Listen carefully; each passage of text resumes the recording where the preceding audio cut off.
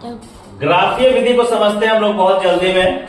ये आपका प्रश्न है, x प्लस 3y बराबर 6 समीकरण 1, 2x माइनस 3y बराबर 12 समीकरण 2।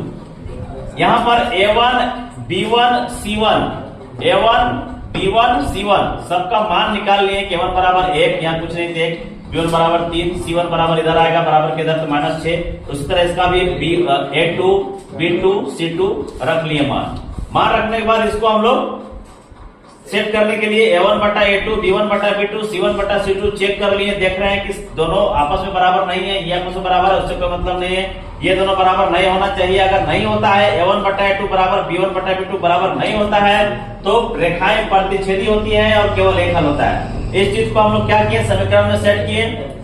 समीकरण 1 से लिए x का मान और y का मान 0 0 रख दिए दोनों साइड। जब x का मान हम 0 रखें तो y का मान यहाँ 0 रखेंगे तो 3 गुने 0 यानी 0 बन जाएगा, तो x का मान 6 आ जाएगा।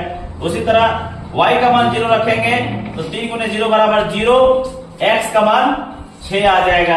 उसी तरह समीकरण 2 में भी किए, x का मान 0 रख दिए, y का मान 0 रख दिए। जब x का मान 0 रखे तो y का मान -4 आया, और जब y का मान 0 रखे तो x का मान 6 आया।